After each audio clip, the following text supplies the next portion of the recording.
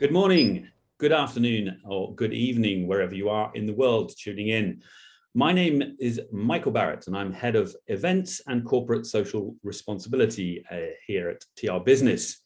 And I'll be joined by my esteemed colleague, Luke Barris-Hill, who's going to be co-moderating this session alongside me over the next 90 minutes, roughly.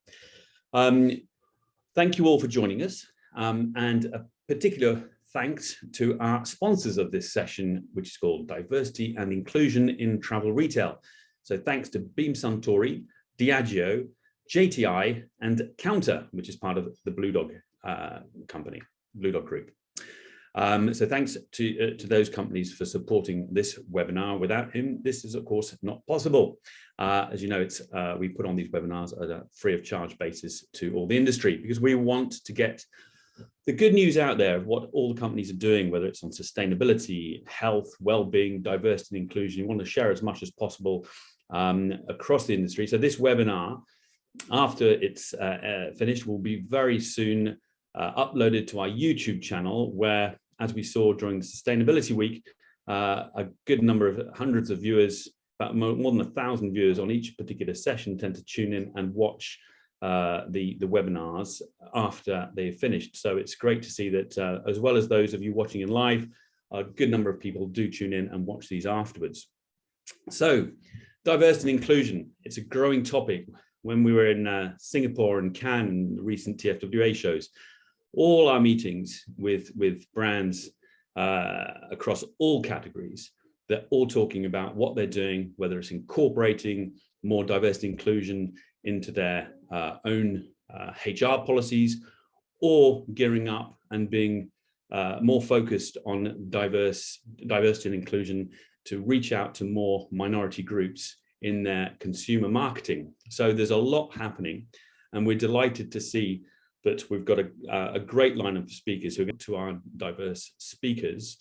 So you can use the Q&A function down at the bottom there of your Zoom screen, and we'll field those questions to our speakers as we go through the session. We're not going to wait right to the end, so do put those questions to the speakers as we go through the session, and we'll address those as we go through. Okay, so I'm now going to hand over to my colleague Luke, who'll introduce himself and ask our speakers to introduce themselves. Over to you, Luke. Well, thank you very much, Michael. It gives me great pleasure to be co-moderating this webinar today, and a really important topic. We're looking forward to some really engaging discussion over the next 90 minutes or so, as you mentioned.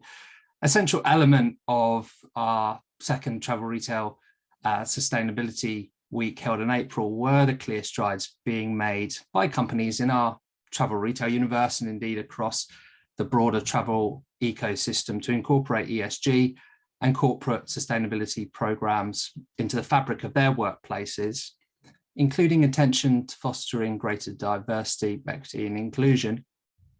Assimilating these practices, of course, should be cornerstones of all responsible businesses. Sadly, that is not the case, as we are well aware. Clearly, consideration for and awareness and education around variables such as age, gender, ethnicity and ability, both in the workforce and outside, has to improve in order for us to break down those barriers to discrimination, deconstruct stereotyping and biases. And that's really why we want to galvanize conversation around this topic today, and why, of course, TRBusiness is delighted to convene this very discussion. So look, over the next 90 minutes, we're going to debate some of these themes, hear how and why companies from multinationals to startups should be educating their management and broader workforces on the importance of integrating people with disabilities into their teams, working closely with their service providers to make the travel and travel shopping experience more accessible and inclusive. Now, in order for us to work through some of these things, we've got a wealth of knowledge and experience joining our panel today, from an airport and consultancy to the Gen Z Insights Agency and a travel safety platform.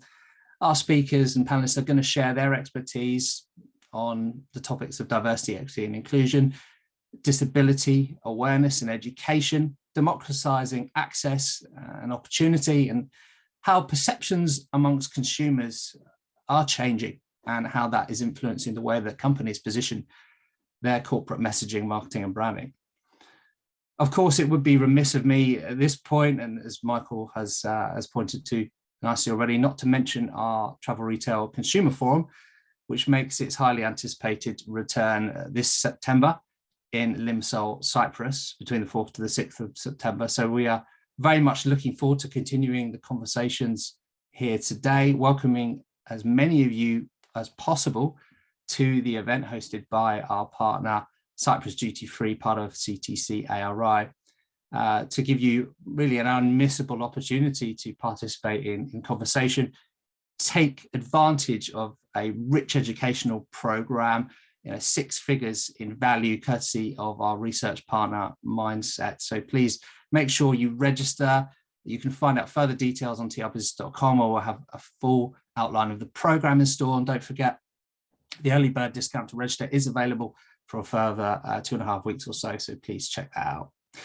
So on to the discussion at hand. And this session, as is customary, as with all TRBusiness webinars, is designed to foster knowledge exchange and information, as Michael has pointed out already. And it's ultimately to the benefit of all of you watching to listen, to learn, and ultimately to participate as well. It's really important. So in the spirit of all good discussions and debate, as you're watching this broadcast, please do take the opportunity to participate. Pitch your questions, send us your comments and observations. We'll take the opportunity to put those to our panelists and speakers on the subject matter. You can do so using the Q&A panel that you'll see at the bottom of your screen. So do take that opportunity.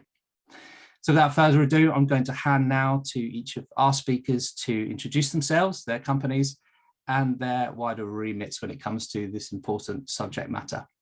So I'll begin with Kat at Imagine Insights. Kat. Hello, thank you so much for having me. I feel really honoured to be amongst such amazing panellists. My name is Kat Agostino and I am the co-founder of Imagine Insights. Our mission at Imagine Insights is to help Gen Z to shape their future, and we believe the best way to do that is with brands. I actually spent a long time working in media agencies, in digital media roles, and then I founded my consultancy in 2016. I also founded a female network to help inspire and empower women in the workplace. There was nothing like that of its kind back in 2010 in the UK. And then I actually met my now co-founder on LinkedIn, and we went on to found Imagine Insights in 2019. And we have created a culture-first business, which for us means we can be inclusive in the way that we hire, but also in the way that we've built our huge community, which I'll come on to talk to you a bit about in a minute. Thank you. Thank you very much, Kat. Hilal, can I turn to you? Hello, everyone. Hello from Istanbul. I am Hilal Kahraman, working at Istanbul Airport as passenger experience design chef. First, I would like to thank you for your kind invitation. It's great to be speaking with all of you today.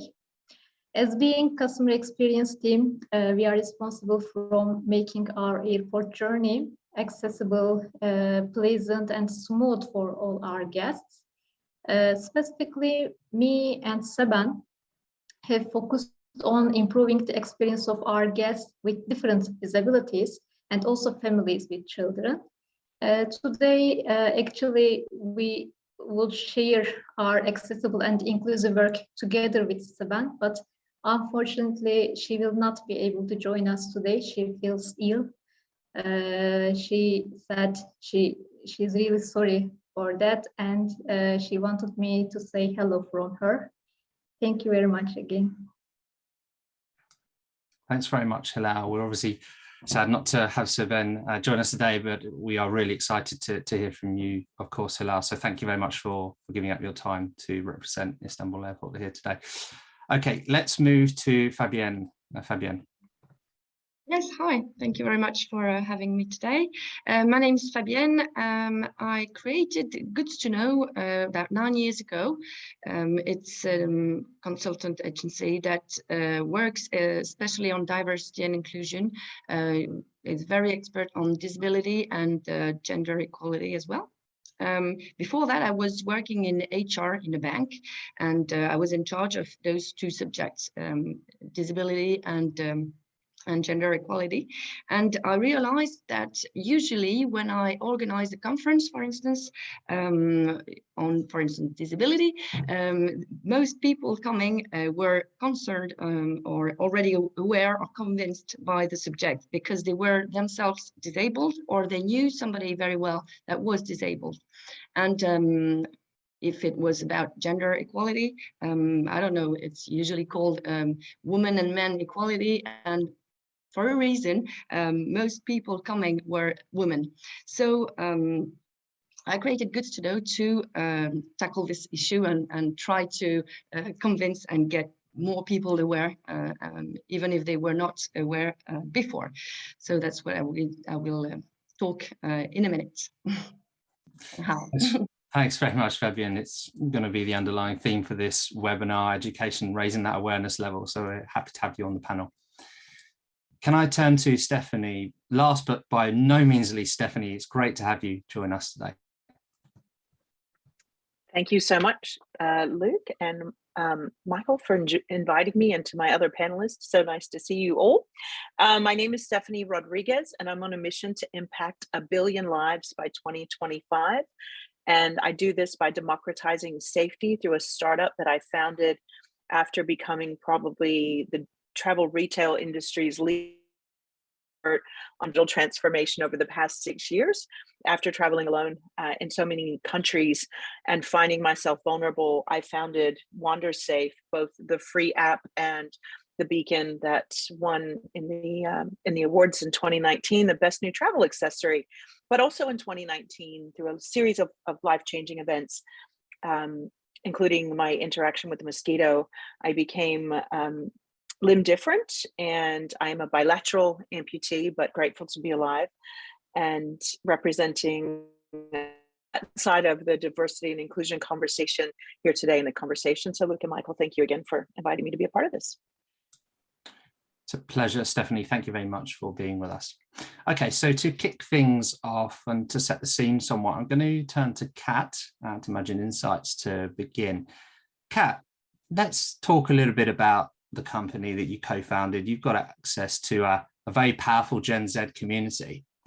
What are your Gen Z community telling you about the values that they ascribe to diversity, equity, and inclusion in all its forms, whether they're shopping, browsing, or trying to engage with service providers? So, I mean, we have a community of 25,000 young people, so they're aged between 16 to 26, and they're in 111 countries. Our community are incredibly diverse, and I often speak about diversity, you know, of course, gender and ethnicity are really important, but there are so many other metrics in that. And so what we're hearing from them all the time is just, and I come on to talk about it in some of the slides later, but is that they don't feel represented within the media, within the outside world, within what they're seeing day to day. And so when we're asking them questions, they're saying to us, you know, we want to be heard, but we also want to see ourselves out there, and that they don't feel that they're fully represented in all the things that they're seeing around. So I'll come on to talk about it in a bit more detail, kind of how we tackle that, but we are continually asking, and that's the reason that we built the company, is so that we could get companies, brands, agencies to actually go out to this community and hear what they have to say, and then actively make change on the back of that. That change is so important today. We see all the time on social media that when consumers, particularly the younger generations, take issue with the culture or approach of a company, be it marketing, advertising, the communications, the brand positioning, they call it out unashamedly. In your view, do brands face a bigger challenge today than, say, they did 5 years ago, 10 years ago, ensuring that they're correctly communicating their values? And what steps fundamentally can they do to improve this? Yes, but it is hard. It's really hard, and especially, you know, if you're thinking about Gen Z as a demographic, they are much more than a demographic. But just for the purpose of this, it is hard. You know, there is a massive challenge. But for brands, what we're trying to urge them to do is to listen, to ask questions, to have that dialogue, and be open to hearing what they have to say. And if you are a brand or an agency or just a company, then if you ask your consumer or the people that, you know, you want to show an interest or have a dialogue with what it is that they think, that they feel, that they are challenged with, what they are passionate about. All of these things will then help you to have that conversation. And I think you have to be open to learning, you have to be open to hearing the bad stuff as well as the good, but ultimately you have to make change off the back of that. There's no point having a conversation with young people and hearing what they have to say, but then doing nothing with that information. So that's really, I think, the big challenges for brands is not only to be open, but also then to act on the feedback that they hear. Mm-hmm. And likewise, are you seeing changes in the way that the brands and agencies are using your platform to crowdsource qualitative and quantitative feedback from those communities? How's that evolved since you set the firm up? Yeah, it's really interesting seeing that journey and also our own journey. When we started the business, we didn't have technology. We now built a platform and we have that capability to reach a lot more people. And I think initially the questions that were asked were probably quite broad from brands and agencies, with that fear of not really wanting to uncover some of the less positive feedback. So let's, for example, say a brand wanted to know about a piece of content that they were putting out as advertising content on broadcast channels. They probably were a little scared of asking, really, what do you think of this advert? And now those questions are so much more specific, and myself and our team can really work with those companies to drill down into really granular detail to make sure that they are getting the richest response, which is full of our tagline is brutally honest insights, but they really are very brutal. But that's the powerful thing, right? So I think the technology has allowed us to scale, but also to really diversify and granularize those questions. Do you think more broadly, you talk about the brutal insights there that you shared, do you think that the market research industry in general faces a diversity challenge, particularly in the way that research is conducted, the questions are positioned or asked, the representation of the groups being surveyed critically, and also the way fundamentally the way data insights are represented through the media? Yeah, completely. I think the market research industry to date has been very heavily focused on quantitative, which you can do at scale. And the reason that we again set up the business is because we wanted to focus on that qualitative qualitative data, because that is where you get that verbatim, you get the quotes, you get that freehand writing, and focus groups was the way that a lot of people did qualitative research, and they're very expensive if you do those at scale. So we have seen a massive shift with our business in the fact that we now have technology that can empower that qualitative data, and that is really the rich insight that you can gather. And we can break our data down amongst this huge community that we have, not only in terms of ethnicity and gender and those very important metrics, but also in terms of those registered with a disability, neurodivergency. That is a huge passion of mine, of thinking how we incorporate people that might have learning difficulties or other areas that they perhaps struggle with certain things in the way that they communicate. So how can we then diversify our platform and our technology to allow those people to also hear and have their platform to share their voice as well? So yes, in answer to your question, it is much more diverse in terms of now the community that we have, and then therefore what we can provide back to brands. And let's talk a little bit about bringing that representation, that broad representation, to the fore actively on a day-to-day, on a day-to-day level. How does kind of Imagine Insights champion opportunities for young people to improve their share of voice, and ultimately the transparency between consumers and organizations? What kind of, I guess, practical mechanisms are you putting in place as a company to kind of achieve that, give them the platform? So firstly, we, as an internal team, we hire very different. So I have a co-founder. We are ourselves very different. And again, not just from a heritage perspective, but also from our skill set. Our education level. I didn't go to university. He has been through university. We are very different ages. We hire young people into our business. So we have people from our community that now work internally with us. So I'm sadly not Gen Z. I'm a millennial, but we need Gen Z community around us to make sure that we're learning all the time. And then we've built the community in the same way. So, you know, we have this hugely diverse community, which then means that that feedback that you get and the companies, what companies get to see is a huge difference in opinion.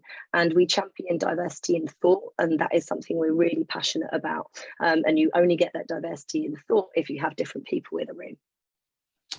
We're going to segue, I think, in a bit more into representation of disabled communities in a bit, but I just wanted to ask you, Kat, do you have any examples of perhaps recent creative campaigns or marketing initiatives that you can draw on to, I guess, illustrate how you're becoming better representative of communities such as those with disabilities, or those that are deaf or blind, for example? Yeah, I do. If possible, I will just share my screen. And then I can just run through a couple of those examples for you.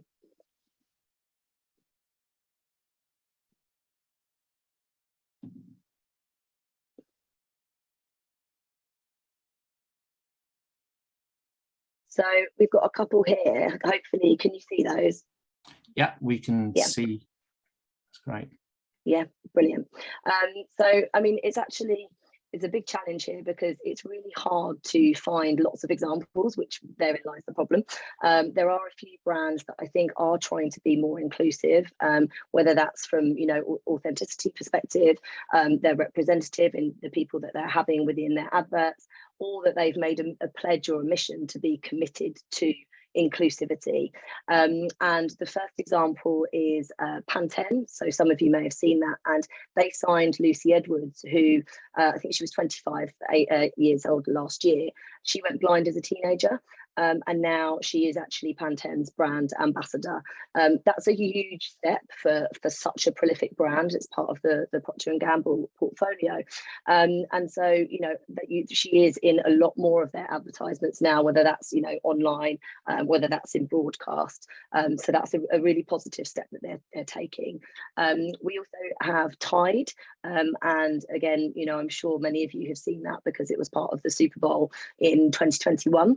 And they actually featured descriptive video, and that was to be inclusive for blind and visually impaired community. So again, you know, a great step in such a mainstream spot. And then the other one I came across was Microsoft. And I think that was late last year where they had the first digital billboards that featured British Sign Language, and they were actually unveiled in train stations across the UK.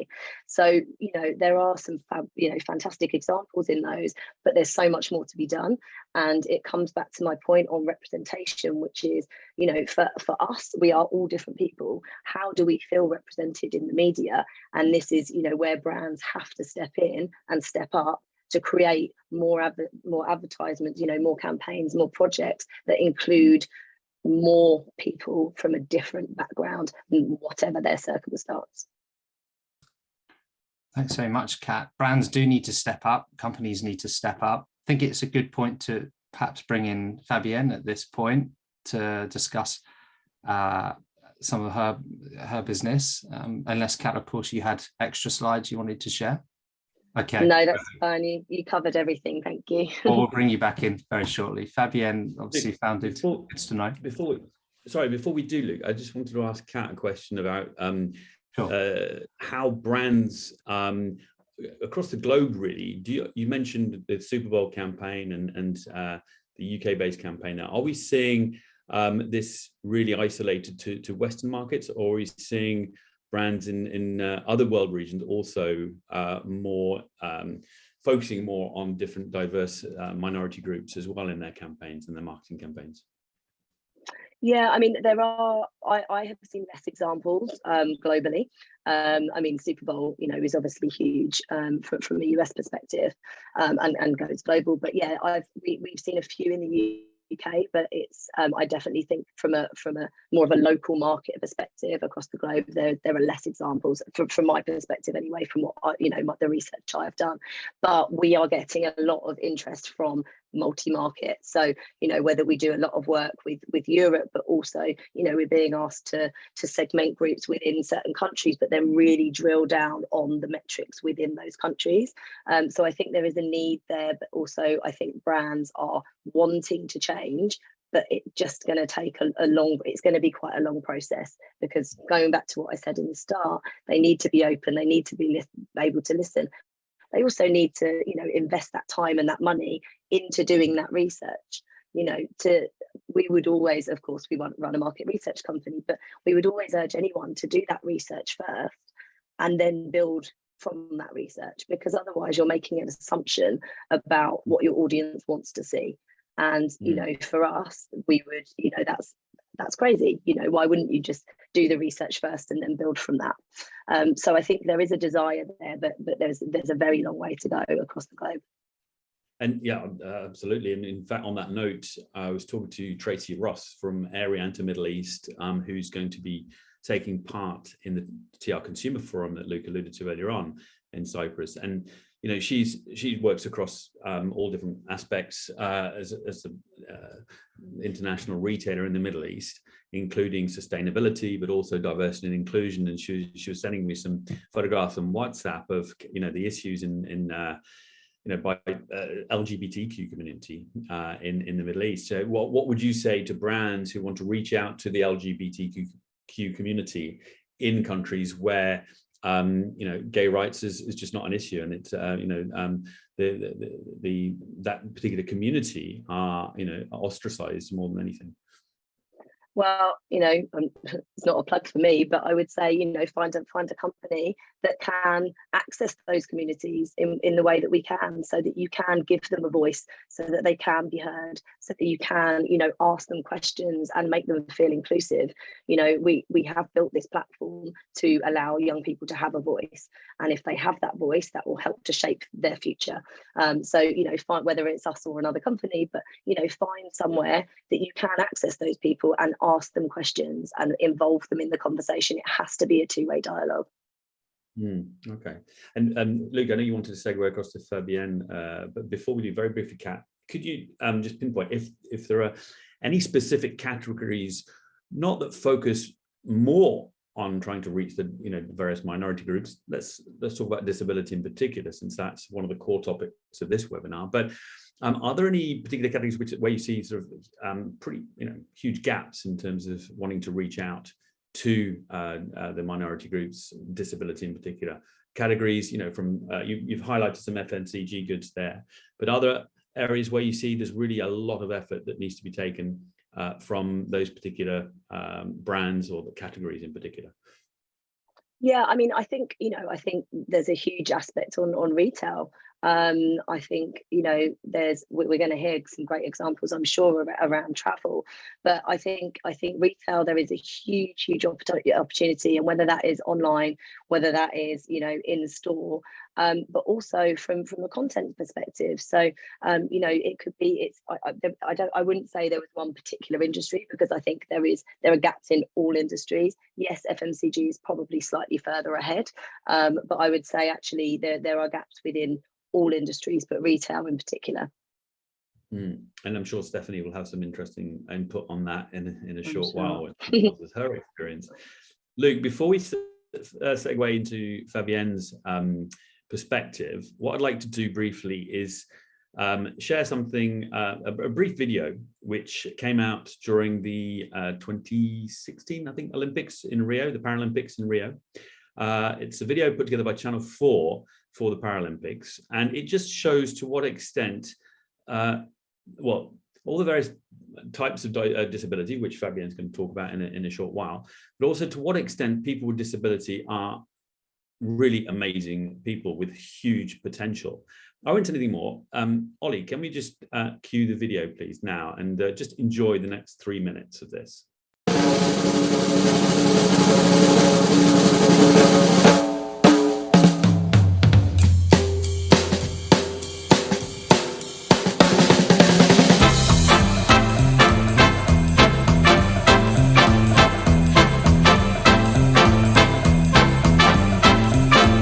Yes, I can, suddenly, yes, I can. Gee, I'm afraid to go on has turned into yes, I can. Take a look, what do you see? 133 pounds of confidence me. Got the feeling I can do anything. Yes, I can. Something that sings in my blood is telling me, yes, I can. I was just born today. I can go all the way, yes.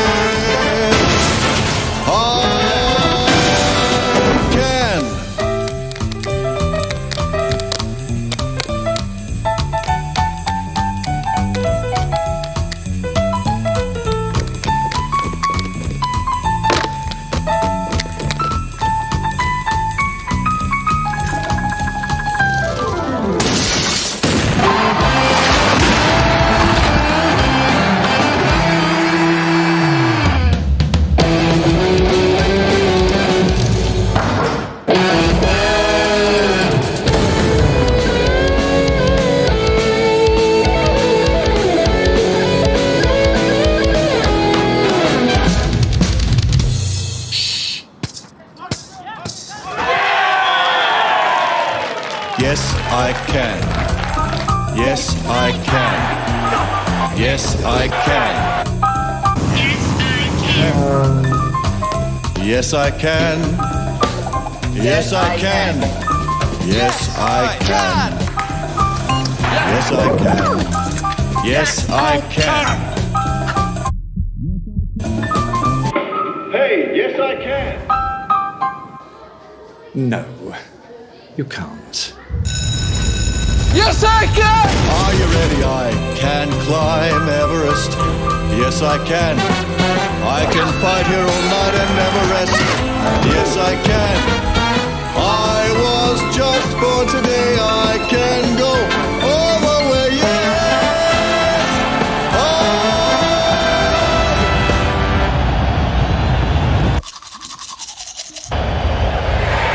can.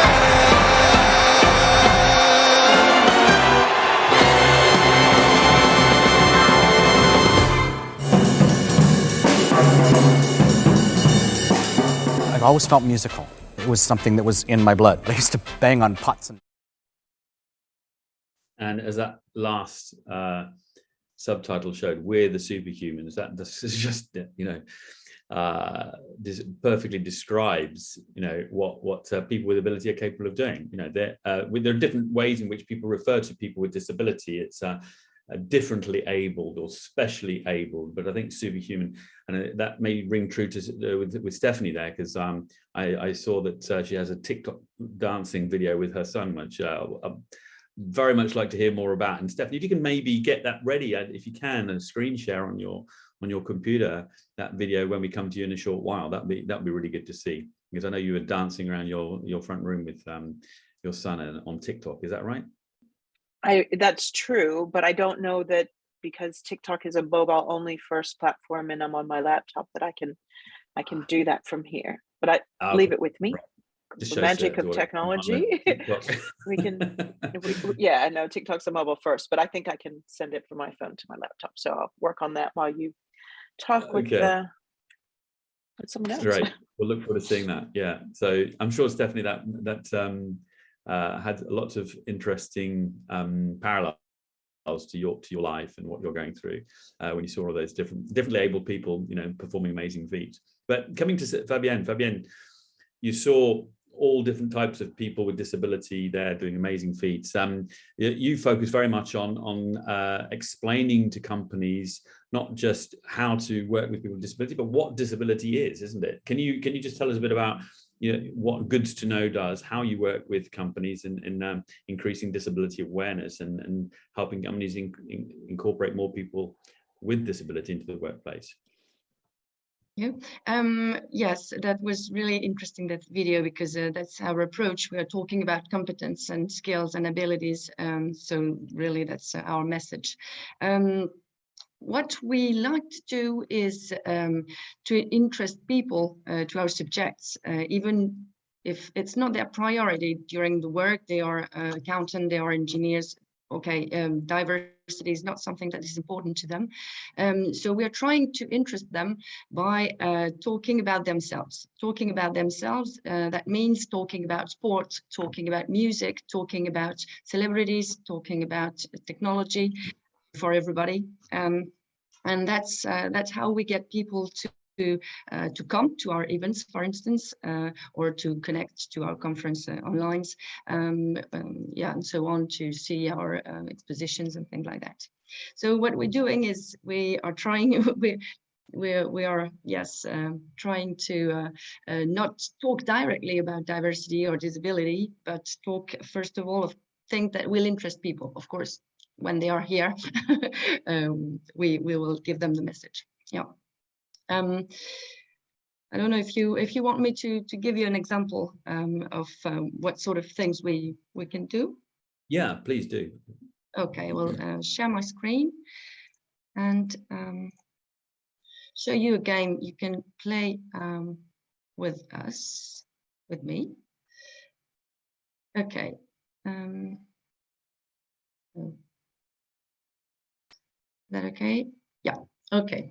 Usually, what we notice is that disability is usually represented with the wheelchair, and our subject is to show, first of all, that disability is much more, it's wider than that. It's a very large topic. And for that, we have a game that is quite famous in France, but you will understand the rules very easily.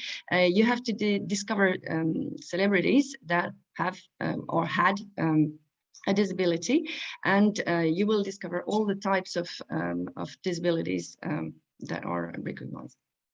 I have chosen to go quick on those first two because they are French and I have little time. So I will ask you another one that you probably know. When you have your the answer, maybe you can use your microphone and put them on, or use the chat, whatever is more convenient. Okay, so statesman, more famous for my oratorical talents and my good words than for my bipolarity. I will remain one of the greatest politicians of the 20th century. I am a major figure of the resistance to Nazi Germany as the oldest of the Allied leaders. I died at 19 and have been granted a national funeral by Elizabeth II because, promising nothing but blood, toil, tears and sweat, I led the Union Kingdom to victory as Prime Minister during World War II. No, you don't have the answer? Okay, my top hat and cigar are as famous as the Union Jack. I am. Well, I know the answer because I've seen your presentation already. Do any of our panelists know the answer to that one? Stephanie, I think you raised your hand. Napoleon? No, it's English. No? French. Kat, you're English? Any ideas? Winston Churchill? Winston Churchill, yeah. Okay, Winston Churchill, yeah. So what did Winston Churchill had? It was, he had bipolarity, which is a psychic disorder. Does anybody knows the difference between psychic disorder and mental disability? No, but I think you're going to tell us. Okay, mental disability is when your IQ is below 70. That's very strict, but that's how it's defined, and it's a state, which means you will always have this mental disability during all your life. But psychic disorder is an illness, which means it can be cured or not, depending on the person, the disorder as well. And it's a difficulty to difficulty with the feelings, the emotions. For instance, other type of psychic disorder is stuttering. You've probably seen the film with the King George VI is stuttering, and the therapist is talking to him about the link it has with his brother, with the power, and because he knows that it's a difficulty with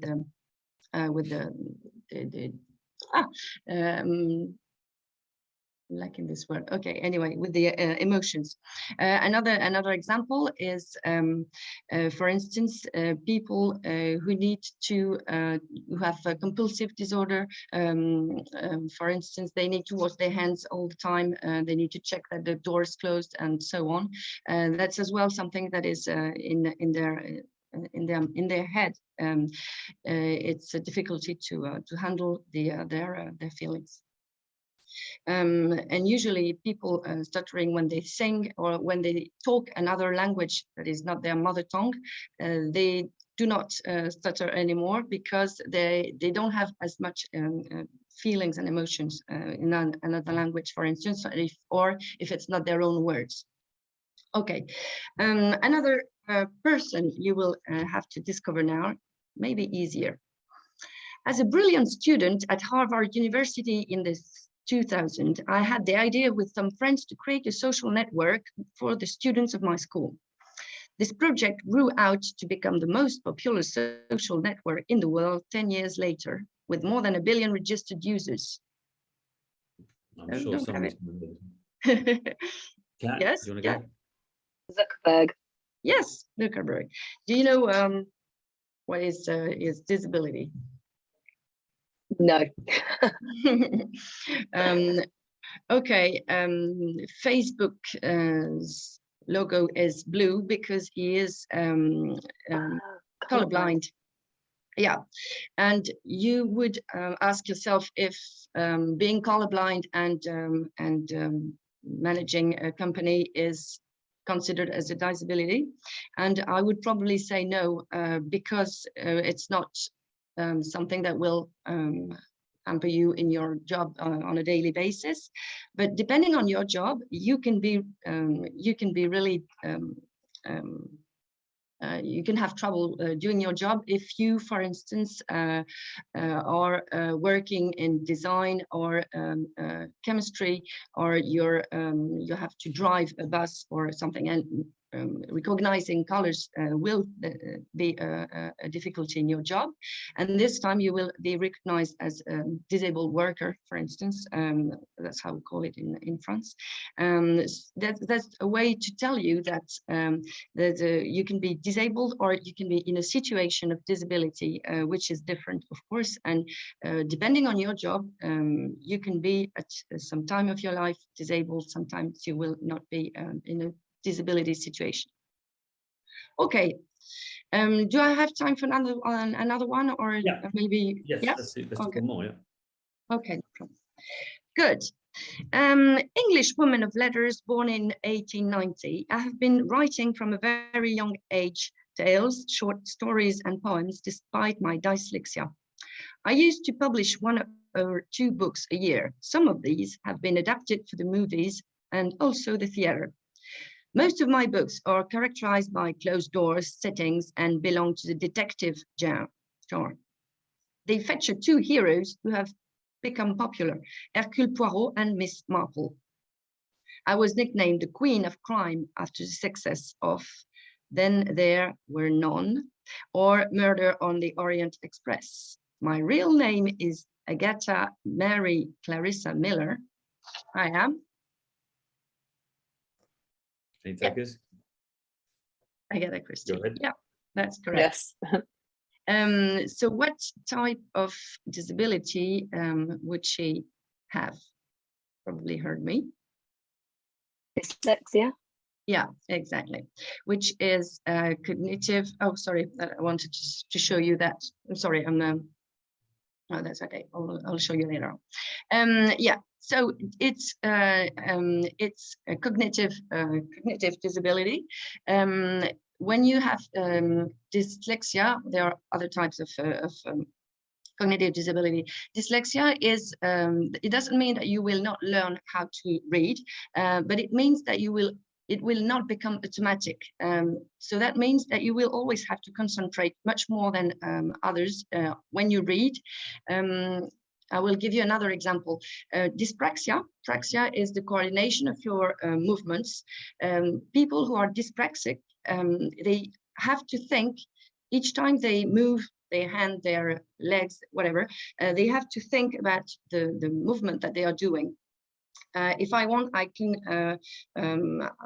do my lace and go on talking because I'm not dyslexic. But people who would be, they would have to think about, okay, I'm doing this first circle and then the other one before I can close my lace. So they really have to concentrate on all the movement that they're doing.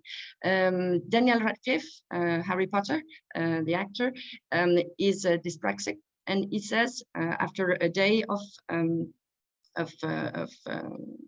work is exhausted because he had to concentrate not only on the text that is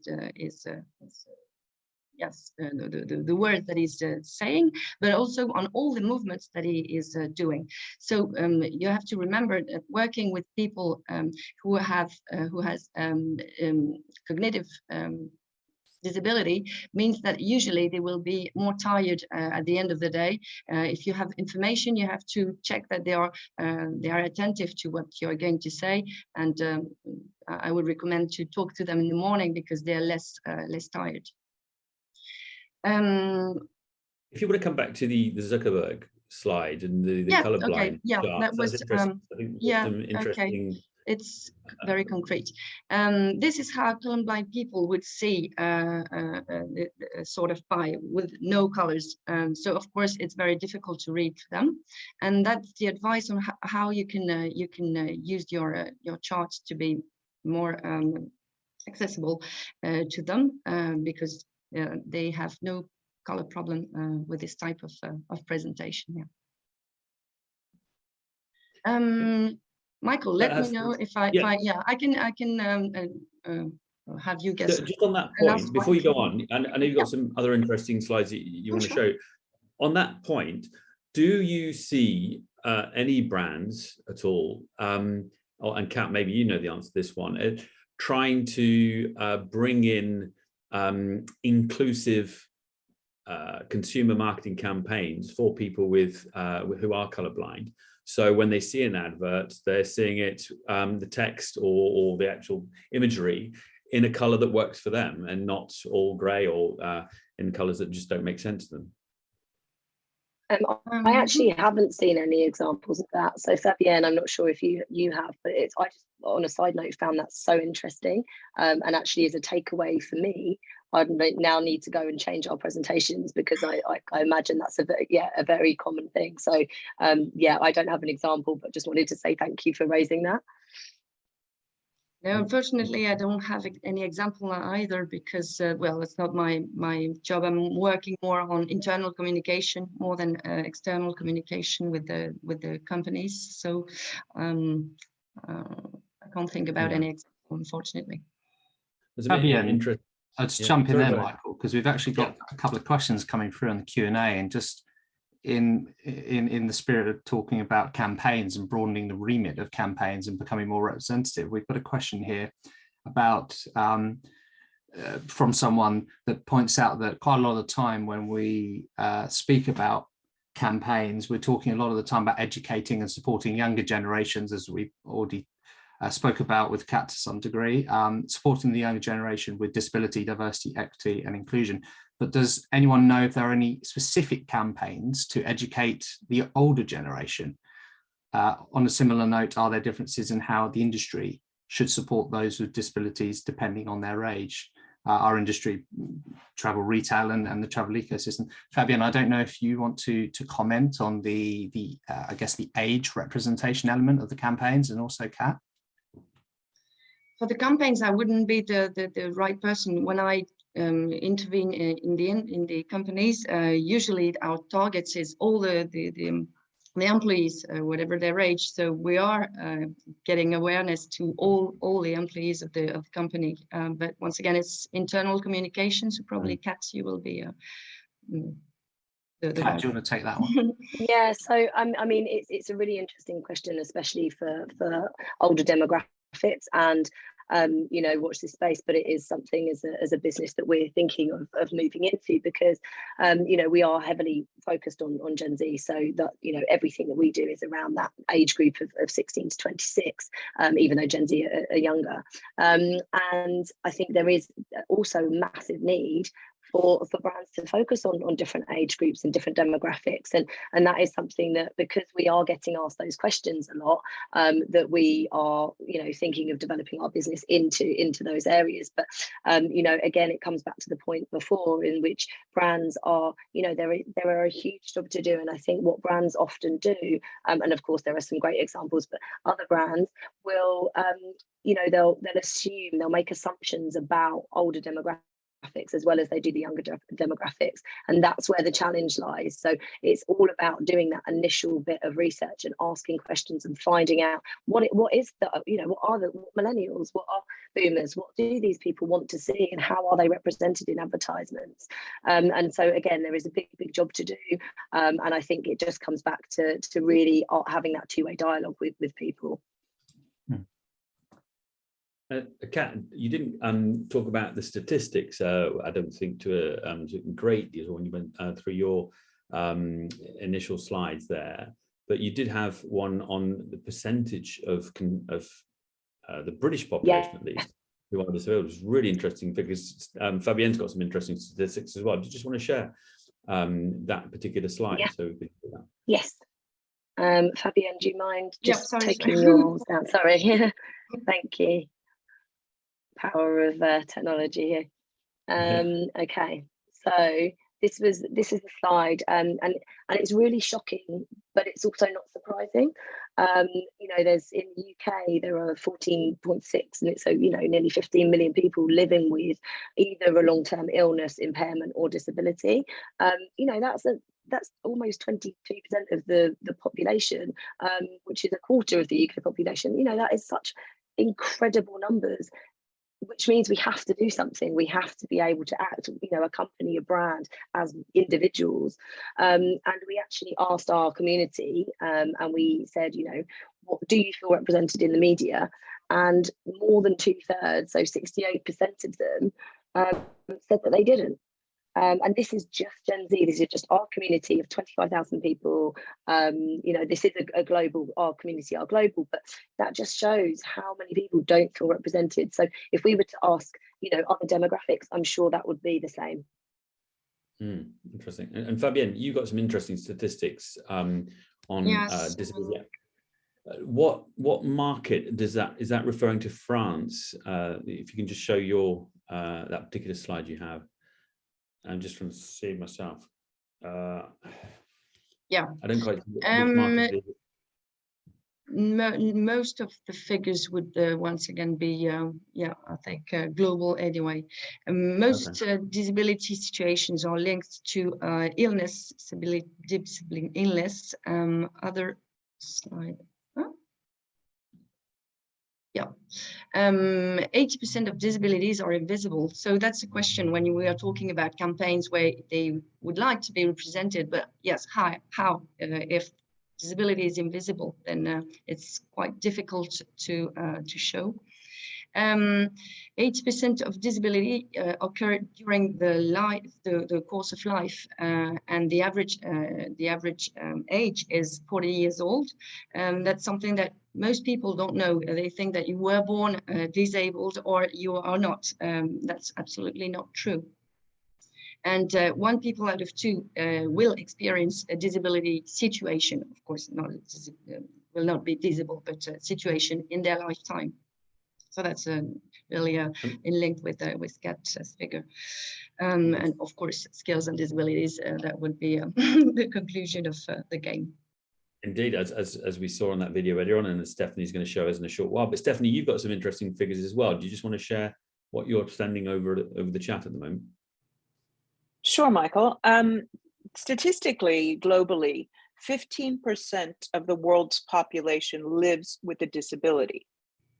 So there's a hashtag #WeThe15 for anyone interested. You can Google that, do the research around it. I didn't create it, I'm just aware of it.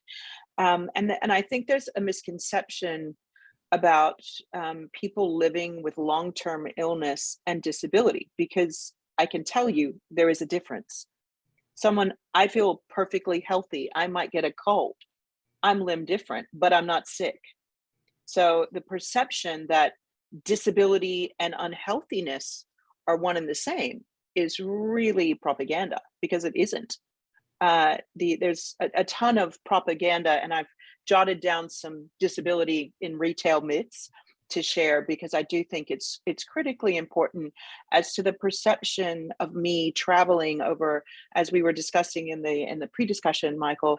I went around the world 3 weeks ago, and that was 8 airports, including some of the big ones that we like to talk about in duty free, like Dubai, Paris, CDG, Miami, LAX, and Sydney Airport. So, and making that round the world journey and experiencing how I was, one, treated, and secondly, how the opportunities to experience the amenities of the airport and commercials. I don't know if it's time for me to share some of those impressions, or just to merely comment on the stat. But when I'm met at, because my disability is related to limb difference, and my lack of feet means that I can't walk long distances. I'm grateful I can walk, but I'm just a year on these new legs, and I'm not running marathons, and I'm certainly not ready for the Special Olympics. So I was incredibly moved by that, because I was like, I've been asked often, what sport would I play if I were going to be a Paralympian? And I'm like, I have to become sporty first, which I'm not. But I often fantasized about being a fencer, and I, and not having legs and wondering how that would all work. Seeing it just really moved me, because that's been my secret little wish there. But when I'm met at the check-in to be escorted to the gate, because in certain larger airports it's just too far to walk, and I can't stand in all those queues. So in being escorted, I'm never offered, would I like to stop and buy something on my way to the gate? So you think about the missed opportunity, because the perception that you're getting help to the gate therefore means you are disinterested. And I had one woman take me, it was in South Africa, I believe, at Johannesburg Airport. And I went to the lounge, and I had time to kill. And she came to pick me up an hour early. And I said, what are you doing here? The gate is right outside the lounge. She said, well, it's a long walk for me. And she literally sat there and took her break, parking me in front of the gate. And I didn't want to be there. I'm like, I could have done some shopping. I could have had a coffee, all of these things. But it worked out for the person taking me to the gate, rather than to ask me what my wishes were in those golden hours before catching an international flight. So the perception that people who are mobility challenged or in wheelchairs or confined are not beauty consumers. We don't like makeup. We don't like fashion. We're not interested in surprise and delight that you'd get by the experience over the lease line in duty-free stores and airports. That's complete rubbish. And the lack of exposure to those things, I think, is really unfortunate. And then to be ignored, because I have gotten up from a gate and walked into a shop, and to be ignored because I'm not what the customer would be perceived to look like, was incredibly novel to experience. And I can't, when I was wheelchair bound, again, I do the most walking I can, but my inability to reach higher shelves in retail, and I can share some links to some stories about this in my local Woolworths, but that was a limiting frustration for me traveling unattended. I didn't have a travel buddy, my son or someone else. And on the sidebar, Kat, I love what you do, because I have a 16-year-old. So thank you for putting their voice into retail. But if I'm not traveling with my son, and I go into a store and I am in my wheelchair at that point, and I can't reach what I want off the shelf. So having socially aware and culturally aware staff who might see someone and just say, if there's anything I can help you reach, is so subtle, but so powerful, because someone like me might be embarrassed to ask for help for that, and might feel like they're inconveniencing someone. But it really, just merely being able to get that thing off the shelf was frustrating for me when I was unable to stand for so long. That would, having someone to identify that would be amazing. Yeah, we see it more and more in church now as well, and probably other settings where the pastor would say at this right now, please all rise or stand to sing this next song if you can. And that's something that where I used to go to church in India, there were lots of people in wheelchairs or on a skateboard, and it was obviously a very pertinent point to make. But I just want to bring in, if I can, Hilal at this point, just to comment on what you said about going through the airport. I know you didn't, you just mentioned before we went live that you didn't actually travel through Turkey or through Istanbul on this particular. No, I've not been trip. there. But your partner or the father of your son is going to go through Istanbul very soon, so he's going to give you some feedback. But Hilal, my ex-husband, not my ex-husband. Yes. Okay, trying to be politically correct. Anyway, Hilal, what is your take on what Stephanie was saying there about being accompanied? Is that something that if she would have experienced going through Istanbul Airport, or would you be making sure that anybody in a wheelchair or being accompanied, escorted, would actually be taken through the commercial services, restaurants, duty-free shops, and so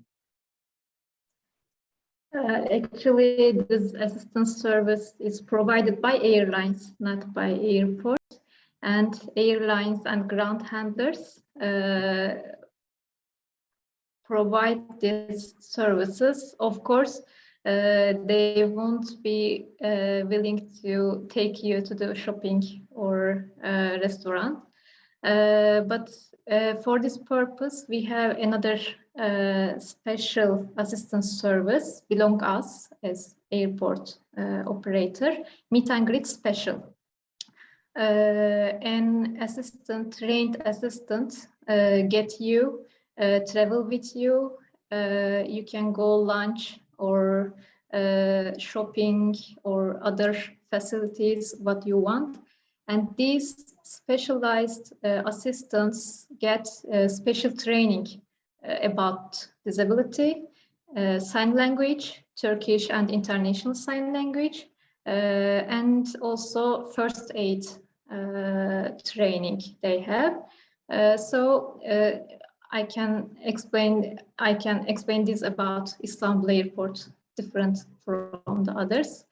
For our other services, actually, I want to share my presentation. It will be easier to follow what we did here. Sure. Okay. Well, Stephanie will come back to you in a short while as well with some more questions. Okay. Thank you.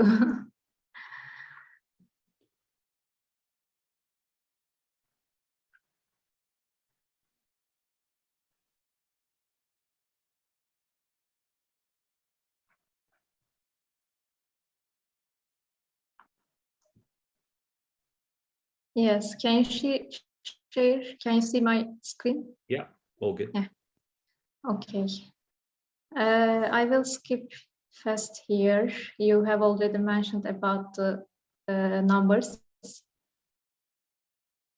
And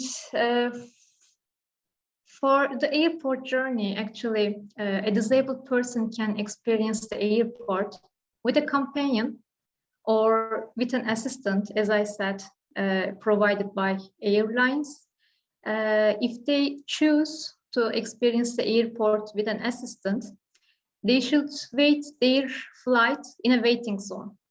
They won't be able to benefit from our services, facilities. They need someone to meet their basic needs, and they, as you know, they should find somebody to help them every time. But another option, we focused on this actually. Everybody, even a disabled person, can experience the airport independently. And what we did here, actually, we tried to make independent travel experience is possible for everyone here. And before starting to this, what I believe is it's important to define your approach. If you define your approach, all the services will shape according to this approach.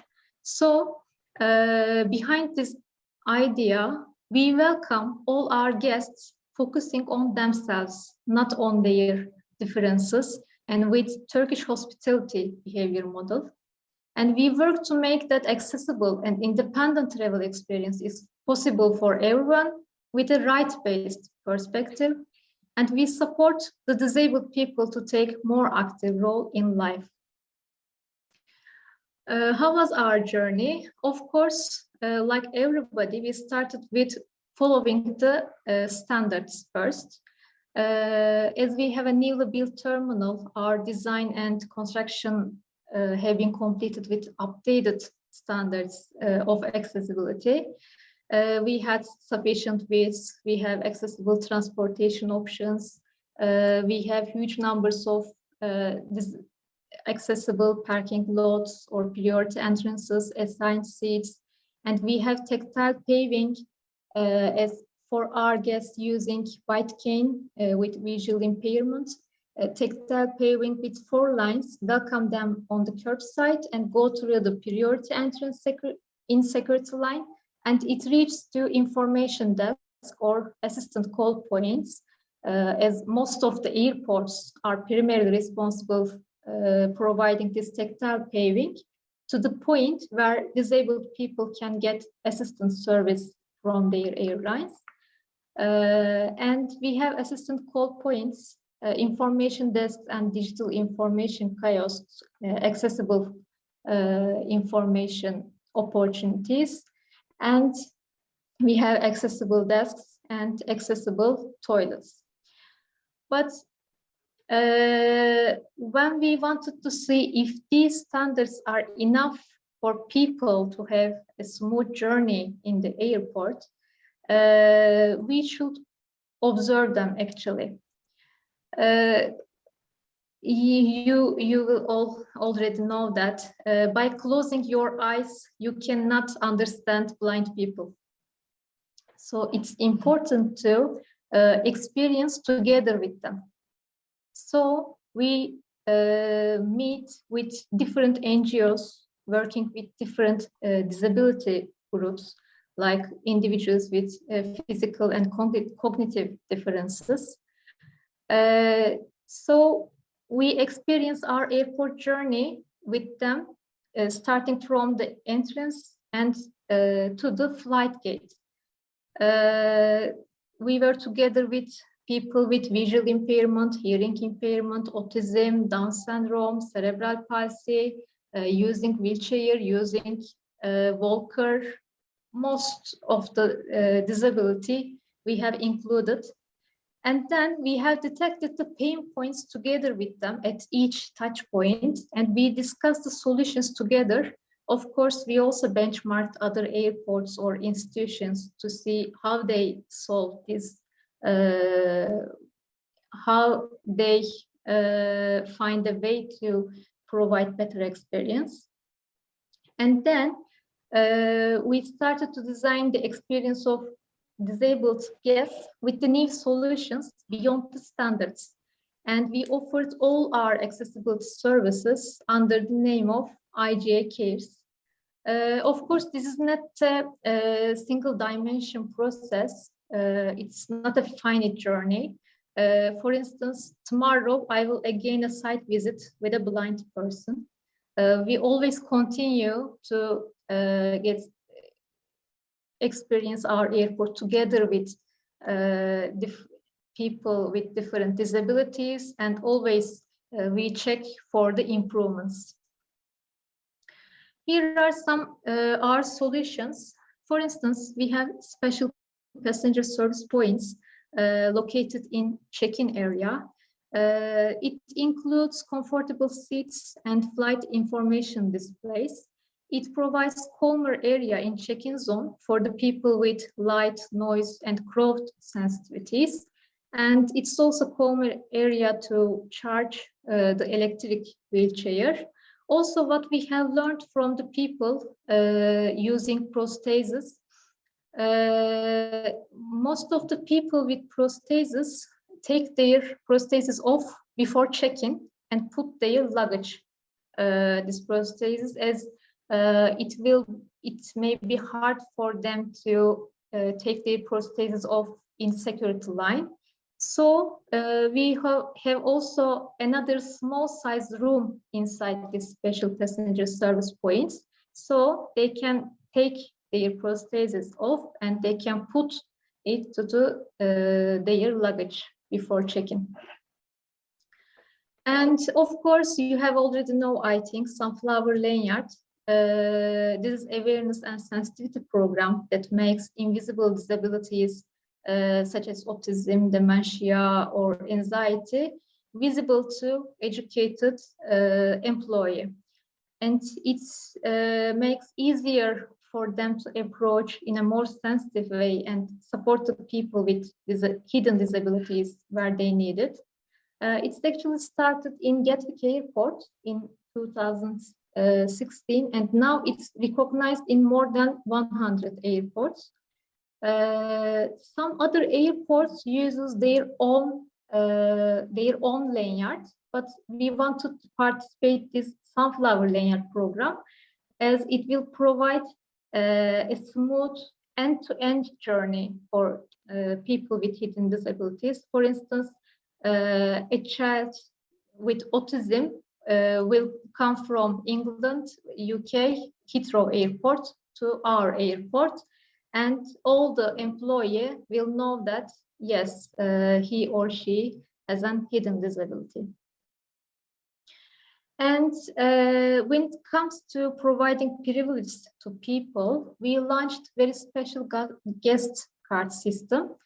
This card provides privilege to our guests with noise, light, and cross sensitivity, like people with autism, cerebral palsy, Down syndrome, Alzheimer, Parkinson, or epilepsy. By using this card, people can use our very special guest rooms located in flight gate zones to wait in a quiet area before their flight. And also they can use our buggy shuttles that follows a certain route in the airport for free of charge with their one companion. We also designed these rooms, equipped these rooms according to their needs. It has TV, toys to help relax the children with autism. And also we have an extra silent room inside these rooms with walls covered in soft material to prevent self-harm. And it has adjustable lighting and curtains. We always designed these rooms according to feedback from disabled people directly. And we have adult changing rooms. These rooms have adult size height adjustable bed units and available in 5 different areas in our airport. Actually, most of the disabilities, people with disabilities have different needs, but when it comes to blind people, they said that please provide us an independent travel opportunity. We don't want to go use assistance service.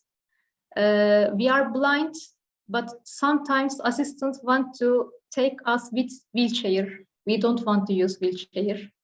They take us with wheelchair and then put somewhere. We don't know where we are. We don't know if our flight is, they remember us, they remember our flight. We need, for instance, to eat something or go to toilet, but we don't know if we can ask somebody if there is an employee around. So they wanted us to provide some practices will help them to independent travel. So we launched this accessible route and large steps application. This accessible route is single line tactile paving. It's available in domestic departure area for now. And this is first in the world. As I said, airports are mostly responsible from making people, taking them in curbside and making them reach to the point where they can ask for assistance.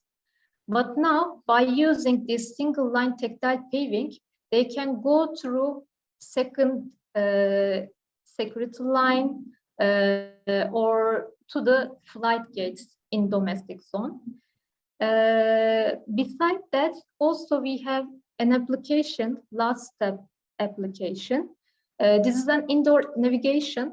It helps our guests with using white cane to locate themselves, explore what's around, and getting the route step by step to the point where they want to go. And this accessible route and route steps together make independent travel possible for them. We have good feedback about these applications. Also, we got many awards by these applications. You yourself have been awarded a Customer Experience Award, is that right, for these initiatives? Yes. And tell us more about that. Engage Awards, TV Awards, we had a lot. And as I said, we have digital information kiosks in 23 locations throughout the terminal. People using sign language can get information by using these kiosks, as we have assistants know sign language, and also they can use visual call center whenever they want. It's available 24 hours in a day. And also we have accessible website, as its appearance is adjustable. Individuals with visual impairment can customize the website by adjusting the color, shade, or size of letters. And we have included audio descriptions and sign language in all our IGA Cares videos. And as you know, due to pandemic, we had announcements about masking and social distancing. We published these COVID-19 announcements in sign language also by using our screens. And we have hearing loops for our guests using hearing aids also. Another supporting work, we have employment. We have disabled employee with hearing impairment, visual impairment, cerebral palsy, Down syndrome, physical disabilities. For instance, Saban has cerebral palsy and we work together. She's amazing. You should know her absolutely. And also we have training. The projects and implementations, all our solutions provide a good experience for our guests, but we know that human touch is the most influential on the experience. So training is I believe it's the most important part of all this work. So we have interactive online orientation and refreshing training, face-to-face training for frontline employee. And in this training, we also included videos of disabled people directly explaining their needs, their expectations. So our employee get a chance to listen directly from them, what their needs are. And also we have 91 specialized people, specialized frontline employees who get disabled perception and awareness training from disabled people. They also have Turkish International Sign Language training. And also we work... Sorry, just a question coming in from the audience on that. The question is, it would help people with disability feel much more positive about the experience and inclusive for disabled travelers if they knew how many staff members were disabled, but also if they had an encounter with people with disability on the shop floor. Do you also, obviously not yourself, but with your retail and commercial partners, is that the case at IGA that you have people with disability on the front line? I know Saban is obviously working with management, but who has cerebral palsy, but people with physical disability on the front line, for example? Yes, on the front line, we have employee with hearing impairment. For instance, as I said, we have assistants helping people with people using sign language. We have 4 employees, they are already have hearing impairment. Their native language is sign language. Or we have an employee with Down syndrome. He was working as frontline employee, but in pandemic, now he's at his home. He will go back maybe 1 or 2 months later. So we have also disabled employee in frontline too. Okay, and Stephanie, I just want to bring in Stephanie again on this, because obviously you traveled, as you mentioned, through a number of different airports in recent weeks, and obviously before, but you were perhaps less aware of what was being done for people with disability. What's your take? What's your reaction to what Hilal's just presented? And how do you think this compares to what you've seen at other airports, Stephanie? I make no hesitation to say that I think this program is exceptional, and I'd love to see more airports adopt this at a wider view, becoming more aware of people living with disabilities and taking an active role here in Australia with those who are discussing and pointing out accessibility, because a lot of people living with disabilities, if we were to call them that as a collective, do have an interest in travel. We go to weddings, funerals, conferences, ski vacations, take our kids to the beach. It's to be just as normal, if we would, whatever normal looks like, as anyone else with the desired points of travel, whether it be professional or leisure.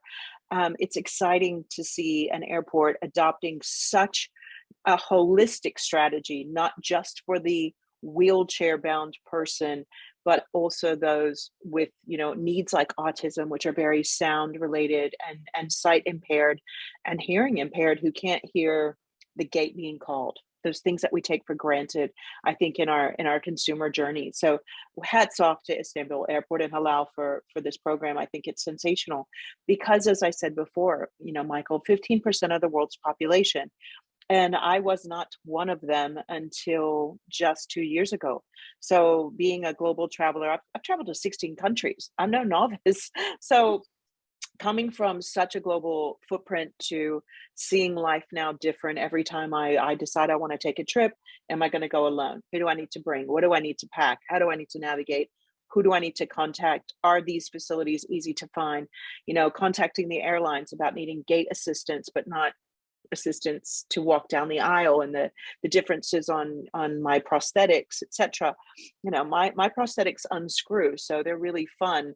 And I'm yet, Hilal, to your point, having to take them off to go through security is not something I've had yet to do, because people see them and they set off metal detectors, but they're not big enough to need to be removed before I can go through a security check-in at any of the major airports, to my experience. I've offered and they don't want me to take them off.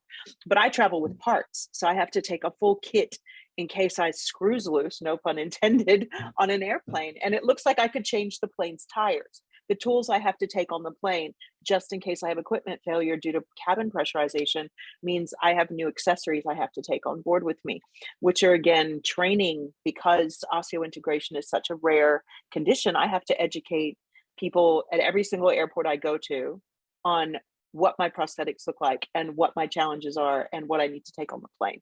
So, you know, it is about, you know, creating this open dialogue, open-mindedness, and inclusive training, I think, are wonderful initiatives that I would like to see carried out across the globe, you know, full stop.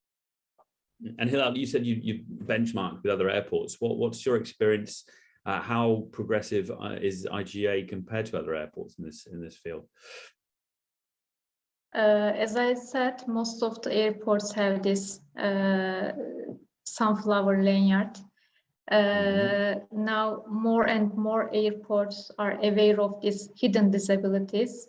Mostly before that, disabilities, people focused only using wheelchair, people using wheelchair. Even the most known icon is a wheelchair still. For instance, we have a different icon for IGA cares. It's like two hands, but nobody understands.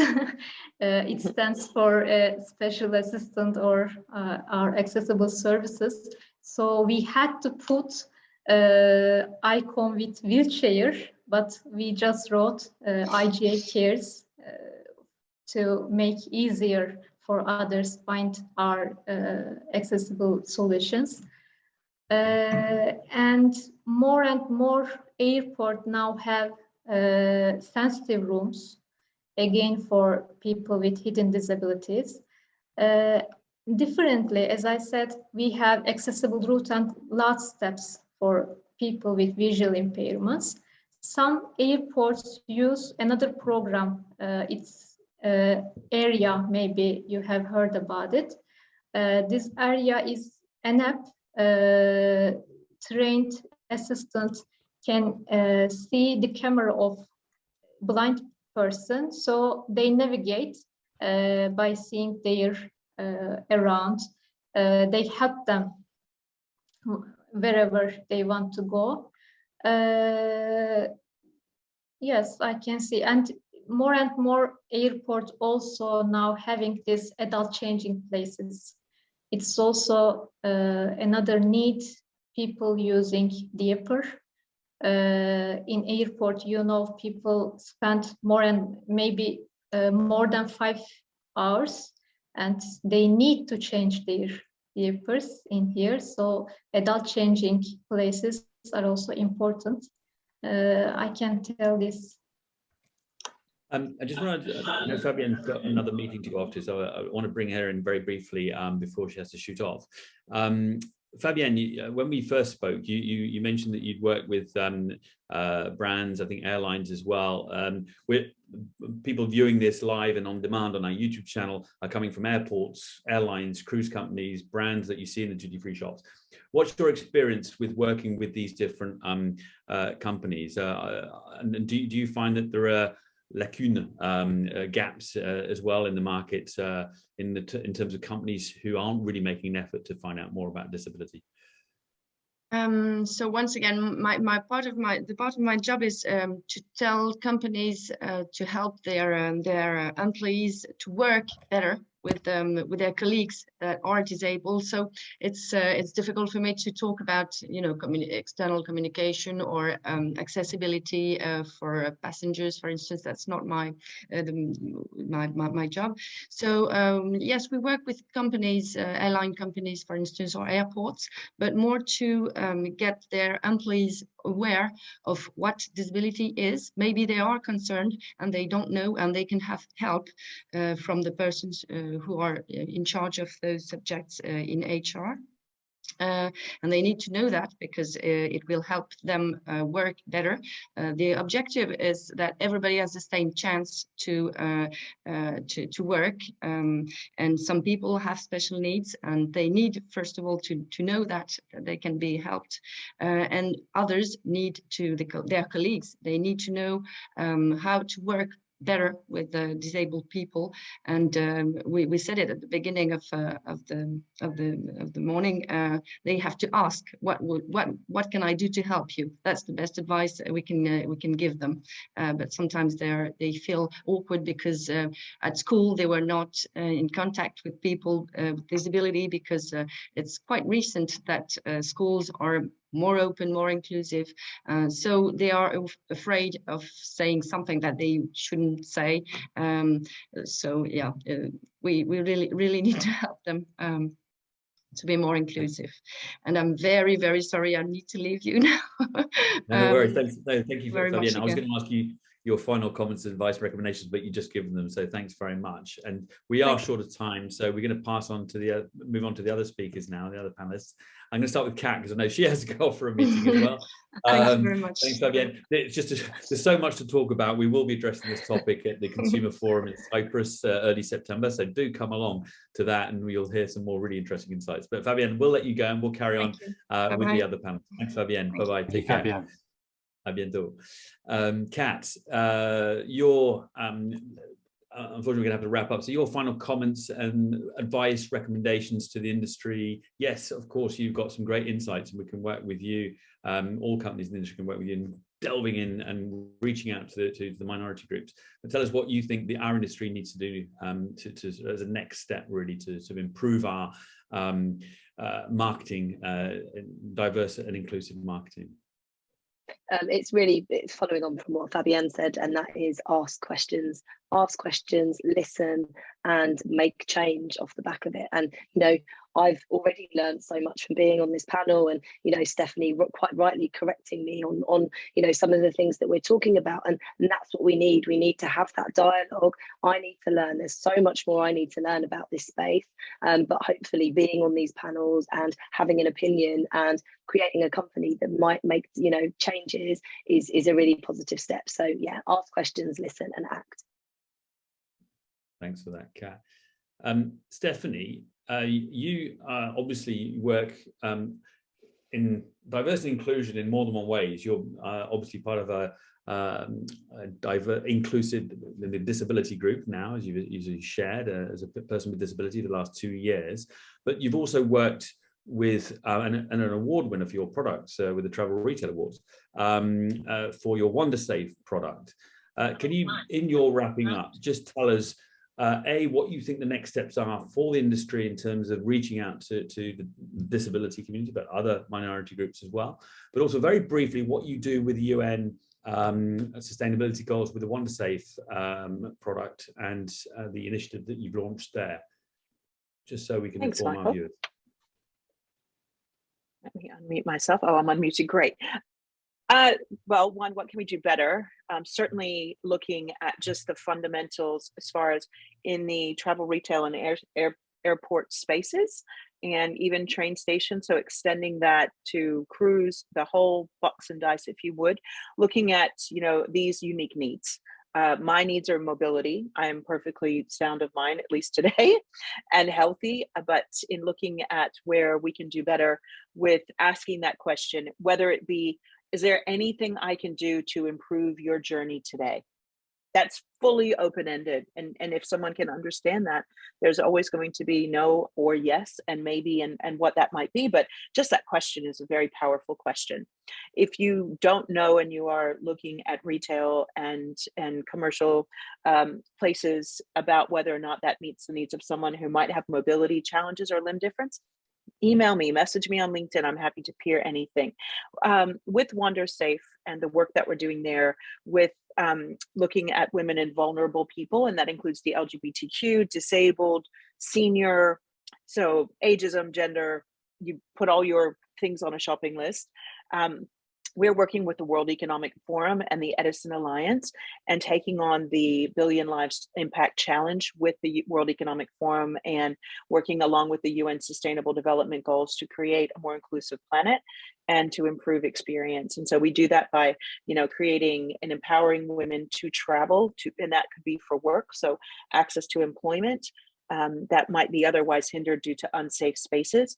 Creating safety check-ins in our app, our free app WonderSafe is available, and then looking at further inclusiveness for access to education, because there are certain places in the world, not where I live, where women can't even get to university or to work because of the threat of violence or instability where they are.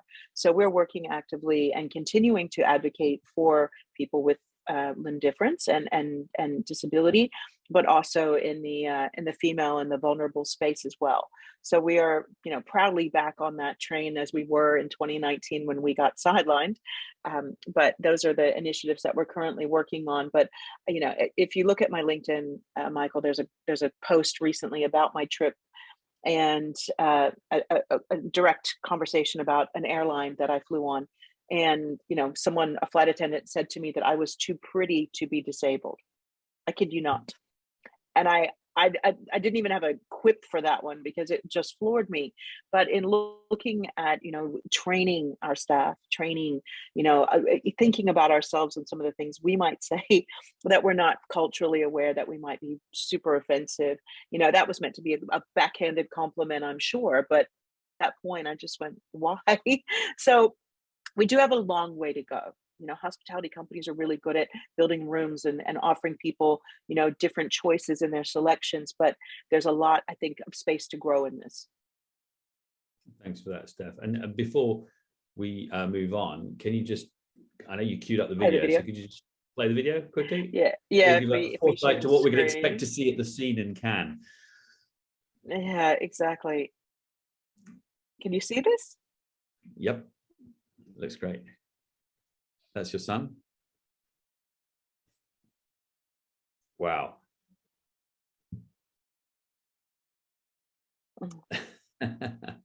There you go. Amazing. 3 million views on that, Michael. 3 million views on TikTok. Done. Yeah, but my son and I having a little bit of fun. Excellent. So no excuses for not getting you onto the dance floor in at the scene in Cannes. Huh? If I can walk, I'm going to dance. Let me tell you. or at the Travel Retail Awards. You won the award for your Wonder Safe product a couple of years ago, didn't you? So we'll hopefully get you on stage at the awards. Monday, 3rd of October at the Majestic Hotel coming up in Cannes. So we'll see you there. Thank you. And okay, thanks, Stephanie. And Hilal, some final remarks from you, comments, recommendations, advice for the industry. Okay, I can advise that work with disabled people directly, observe them while experiencing your services or products. It's the key step, I believe, and take also other people while observing them, like people from design, IT departments, who will solve their problems, who will make them available, make these solutions available. So they will directly observe what they need and they will design according to their needs. This is the key step, I believe. And thank you for this opportunity. I am very happy to be here with you today. You're welcome. Thank you for joining us, Hilal. And unfortunately, Can's had to leave us now as well, so we will be wrapping up. I'm going to just pass over to Luke briefly. Luke, would you like to make any final comments before we close? No, not much from me, Michael. Just to say thank you to our panelists. For me, it's been a real journey of education and learning, and just trying to become more familiar with how our industry is responding, but indeed how we across the world, whether we're traveling, whether we're shopping, buying, whether we're marketing and communicating as brands, and equally as consumers, how we're receiving information, how important these sort of issues are. So I think what's been really enlightening for me is the real diversity, if I could call it that, in the backgrounds of the panelists that we've had. And I think that really speaks to the power of this debate, and it's something that we very much want to continue through. And I particularly enjoyed the presentation aspects. So thank you once again. We're keen to continue the conversation, as Michael said, at the TR Consumer Forum later this year. So all that remains is to thank you. Of course, please do get in touch with all your stories as well. If you have any further developments, Hilal at Istanbul, of course, Stephanie, with what you're doing with Jersey for Women and Wonder Safe, and Kat, who's unfortunately had to leave us now for another meeting, but Imagine Insights, we've been tracking their developments. So please keep us abreast of your news. And, we're looking forward to tracking those developments in the coming months and beyond. So thank you very much once again. Thank you, Luke. And as Luke said, we'll more on this topic at the TR Consumer Forum from the 4th to the 6th of September in Limassol, Cyprus. Registrations are open, early birds ending 18th of July. So do register before then. It's only £595 for the 3 days with all the food and beverage and networking opportunities you got there. Some great sponsors. Go and check out the website, travelretailconsumerforum.com, to see the great line of sponsors, attendees already registered for the event. And on that note, we'll also see you in Cannes for the Travel Retail Awards, as I just mentioned, 3rd of October, Monday, 3rd of October. So do join us there. The bookings will be open on the website soon. The awards have closed, of course. The judging is underway, and we'll be announcing finalists in the very near future, end of July, early August. And the winners, of course, will be announced in Cannes itself at the ceremony. So again, it's a pity we're short on time. There's so much to say on this topic. We will address it again in future sessions. So do tune in, keep tuned to trbusiness.com to see what's coming up next. Thanks once again to all of you. Thanks to our panelists. and of course to Beam Suntory, Diageo, JTI, and Counter, part of the Blue Dog Group, for sponsoring this webinar. Take care, stay safe, and do tune in again to watch this on YouTube on the TRBusiness.com YouTube channel. God bless. Good evening.